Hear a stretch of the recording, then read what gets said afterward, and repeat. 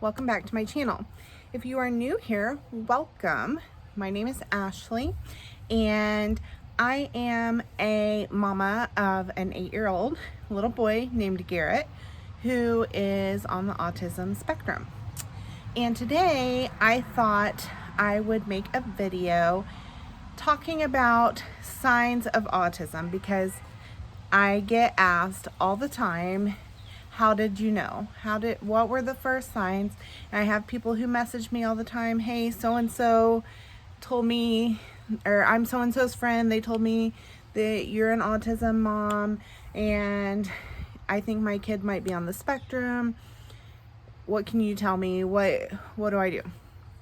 Or, hey, my kid just got diagnosed with autism. What do I do? And the first thing I want to tell you is that it's gonna be okay. I promise. I bawled my eyes out when Garrett got his autism diagnosis. And it's funny because I knew he was on the spectrum. I'm the one who called it in the first place.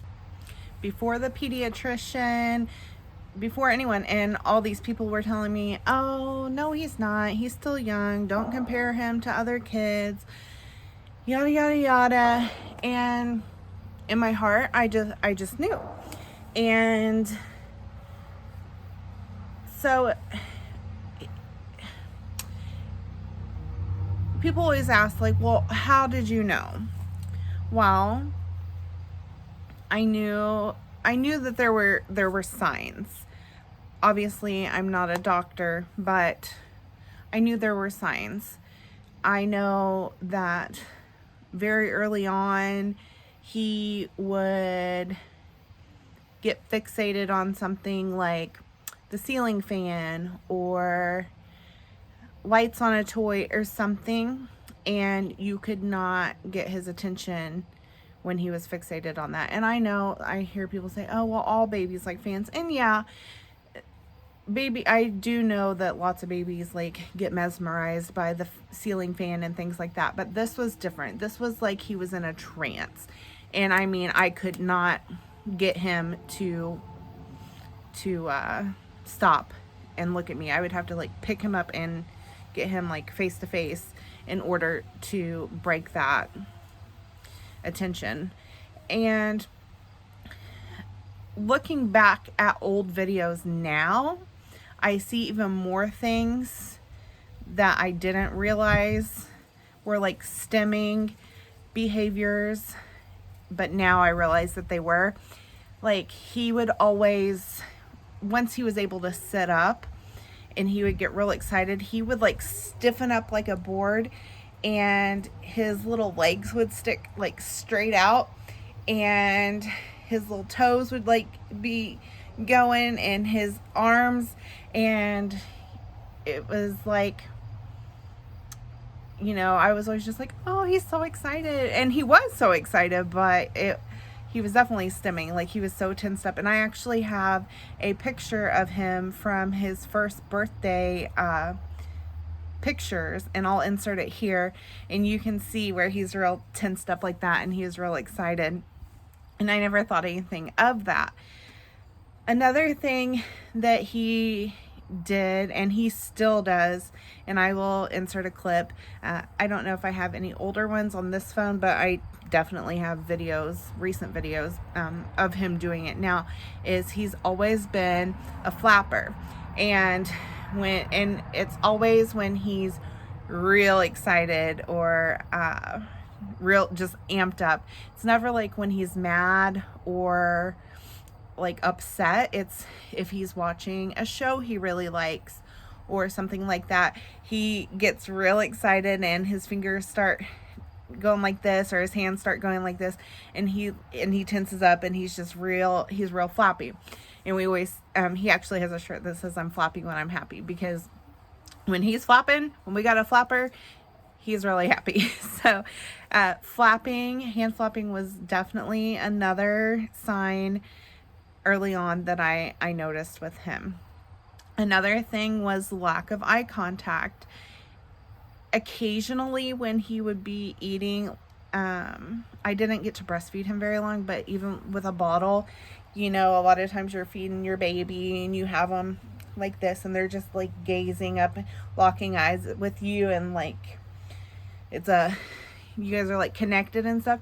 A lot of times, once in a while he would do that, but for the most part he wasn't making eye contact with me, or if you talk to him, he wasn't making eye contact. So that was another biggie, and that continued on for until we got the diagnosis. And he's just now at 8 years old starting to get so much better with his eye contact.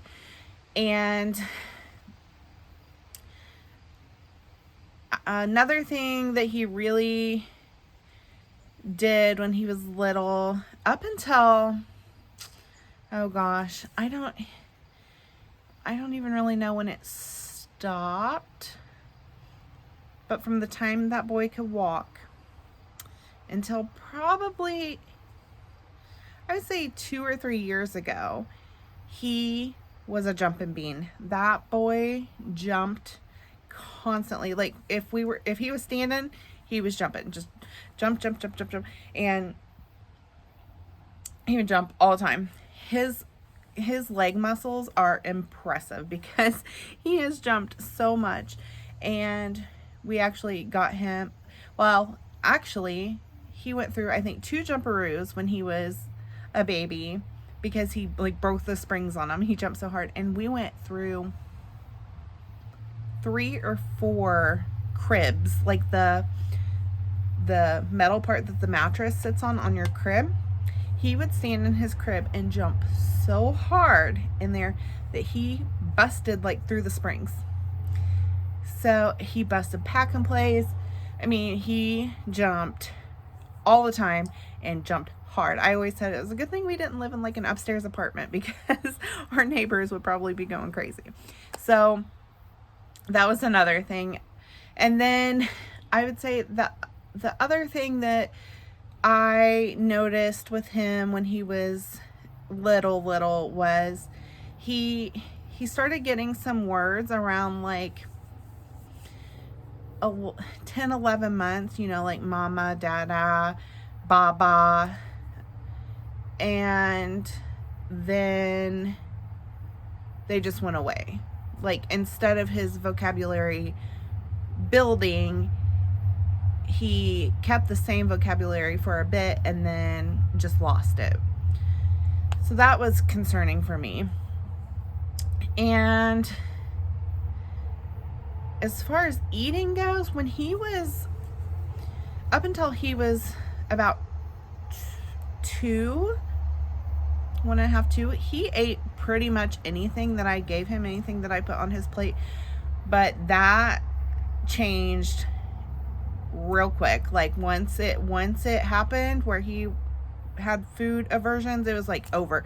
Stuff that he ate, nope. And he has eaten like the same handful of things for the past several years. Like I don't even know. He has a very limited diet, and it's not just being picky. Like he will straight up vomit if he sees a food that he thinks is gross. Like if you offer him, there was one time where we had Taco Bell, and I just said, hey Garrett, do you want a bite? And I showed him like my taco, and he barfed like all over the floor just by looking at it. So he doesn't eat any meat. He doesn't eat any vegetables. He will eat the banana, like toddler puree pouches. He will occasionally eat mandarin oranges in like the cups. And he'll eat like applesauce, but that's about it as far as fruit goes. And I mean, it's a common thing you see with kids on the spectrum where for some reason a lot of them like the carby, starchy foods. They like Cheez-Its and Cheetos and Ritz crackers and chips and bread and all those things that are really good but very carb heavy. And he pretty much lives on a diet of peanut butter and jelly, because peanut butter is really his only source of protein, and Cheez-Its, and he does eat yogurt sometimes. He'll eat garlic bread or breadsticks and like crackers and stuff, and that's pretty much it. And it's hard because, you know, I want him to be healthy and have a well-balanced diet. Obviously, I have struggled with my weight, and I don't want that for him, and it's not an appearance thing. I just want him to be healthy. But, you know, we do what we can. The autism diet is the real deal. Like, it is what it is. And other autism parents will tell you the same thing. Like, what are you going to do? You can't shove food down their throat. So, yeah, the signs that I saw early on: lack of eye contact, not responding to his name, losing vocabulary instead of gaining vocabulary, flapping his hands, tensing up like a lot, jumping. I don't know if I said hand flapping, but all those things were things that I saw early on, where I finally like talked to the doctor and was like, hey, I think he's on the spectrum. Even the doctor at first was like, I don't know. Even though he had failed, I don't know if all pediatricians are like this, but they, at the well visits, they have you fill out like a thing and it scores them on like their progress. I can't think of what I'm trying to say, but like he always failed the social emotional part, but always did great on like motor skills and things of that nature, like every time.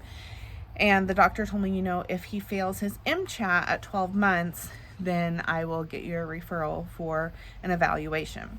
And so at his 12-month appointment, he failed his wellness screening or whatever, or the MCHAT, and we got the referral for the autism evaluation. Now, where I live, they don't like to evaluate kids before they're 2. So we had to wait about a year before he could get evaluated. And by the time it was time for his appointment, like, there was no question. I knew. It was very apparent. And I just wanted to get the diagnosis so that we could get him the help he needed, the therapies he needed, or whatever resources there were. I wanted to be able to do that for him. And I was frustrated because I had to wait. Anyway, so we go to the appointment. He gets diagnosed with autism, and I bawled my eyes out. And I don't know why I bawled my eyes out, because I knew, but I think it was just hearing it from like a doctor or just having it validated. And I wasn't crying because I was like sad that I had a kid on the spectrum, but like all these thoughts went through my head of like, what does his future look like, you know? And I just wanted him to have the best life possible. And, you know, you think, well, what's going to happen when I die, and who's going to take care of it? All these thoughts go through your head, and you start freaking out. Or at least I did. And if this is you and you're watching this and you think your kid is on the spectrum, or you just found out your kid is on the spectrum and you're freaking out, I want to tell you, take a breath. It's going to be okay. I promise you. It's scary. It's scary. And if you have friends, like in my case, none of my friends had kids on the spectrum at the time. I have friends with kids on the spectrum now. And I felt very lonely and like isolated. I felt like I couldn't connect with other parents who had kids, because they couldn't relate. And I really was kind of lost, because I didn't know what to do. So the first thing I did was I got him into a developmental preschool at our public school.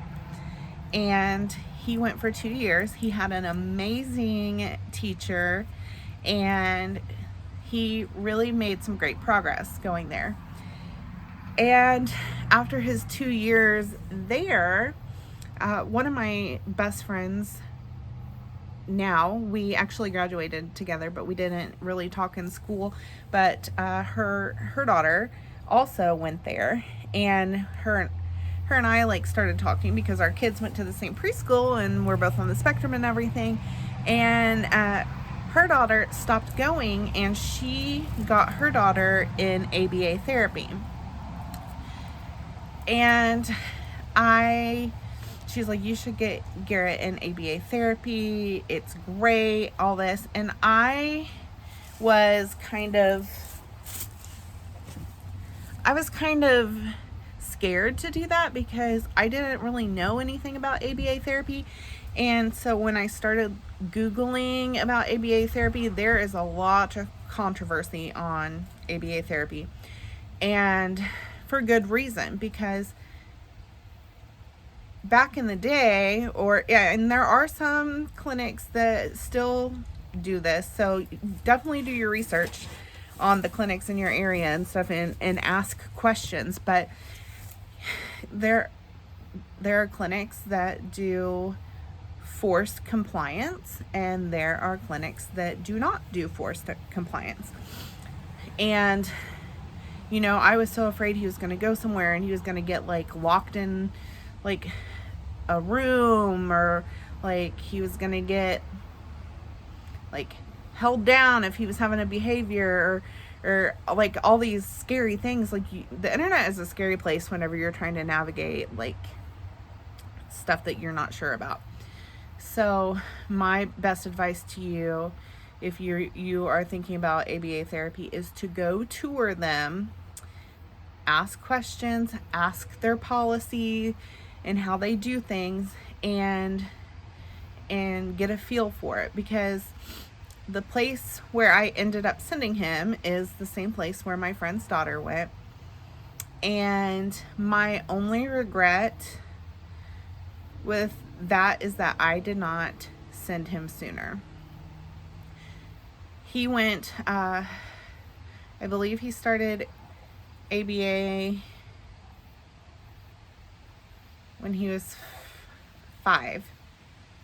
And it's 40 hours a week. Not all kids are different, so this is just our case. 40 hours a week, Monday through Friday, intensive ABA therapy. I'm telling you guys, it was life-changing for all of us. He was potty trained in a few days after I had tried for years. His vocabulary increased a ton. His eye contact got better. And 2 years later, he was able to tell me like his basic wants and needs, his name, where he lives, my name, Chad's name, and answer questions. And it's only gotten better since then. And I can't say enough good things about that. Like if your kid is diagnosed with autism, I highly recommend getting them into ABA therapy. Early intervention is key when you have a autism diagnosis. The earlier you get the diagnosis, the earlier you can get services for them, and it's just going to set them up for a more successful future. And how that looks for each individual kid, that depends on each kid, because all kids on the spectrum are different. Do I think that Garrett is going to live independently on his own and not need help as an adult? No. I predict that Garrett will live with us forever. And my hope for him is that we will get to a point where we could like finish out the basement for him, and he could have like an apartment like downstairs. He will be able to prepare his own food and, you know, maybe have a job and all that, but live with us, and that's totally fine. I would feel good about him being here with us, where I know that he's safe and taken care of. And, you know, we don't know what the future is for him because he's only 8 and he is making progress every day. He might completely surprise us and, you know, make some big strides over the next few years, and maybe I'm completely wrong. I don't know. All I know is that I'm doing everything I can to set him up for the best future that he can have, and to be as independent as he can be. And that's all you really can do. I know it's scary at first. I know it's confusing. It's overwhelming. You don't know what to do. You feel like you don't have people who get it. And I still feel like I don't have people that get it. Thankfully, I have a good circle of friends now who can relate. I have some autism mom friends, and all is good. But yeah, I just wanted to make this video and just let you guys know, if you are trying to navigate this autism world, that it's gonna be okay. I promise. Your child is perfectly and beautifully made. There were no mistakes made when your child was brought into this world. They are exactly who they are supposed to be. They are amazing. You're amazing. Just do what you can for them. Take advantage of those resources, the autism waivers, the ABA therapy, speech therapy, occupational therapy, feeding therapy, whatever you need to do in order to try to set them up for the most successful life that you can. And that's all you can do. And that's, you know, at the end of the day, we're just trying to do our best. Being a mom is not easy, or a dad, if you're a dad watching this. Being a parent isn't easy, and, you know, we're all just trying to figure this thing out. And I just want to let you guys know that I am here for you. If you guys have questions or anything like that, feel free to comment below, or follow me on Instagram, message me on Instagram, whatever. And I would be happy to help you guys try to find, you know, resources in your area, and or just talk to you if you just feel like you don't have anyone to talk to. I can do that too. But I just felt compelled to make this video. I always say on our channel that we're, you know, motherhood, lifestyle, autism, trying to conceive, vlogs and all that, but I haven't really sat down and talked about autism.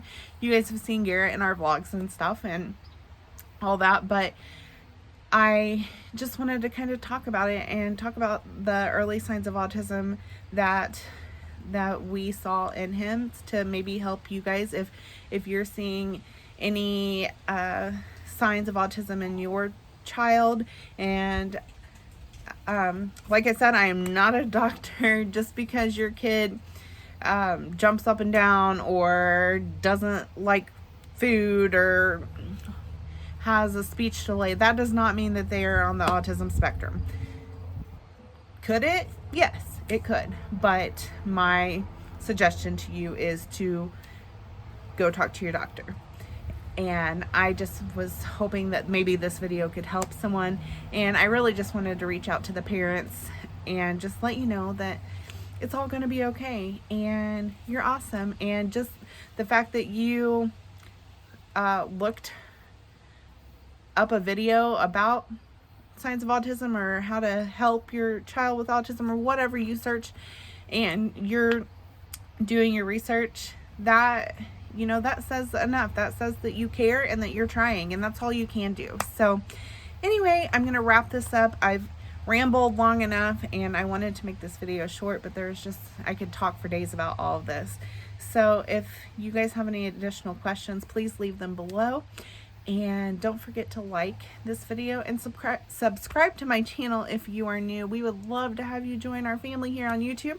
And we'll see you in the next one. Bye, guys.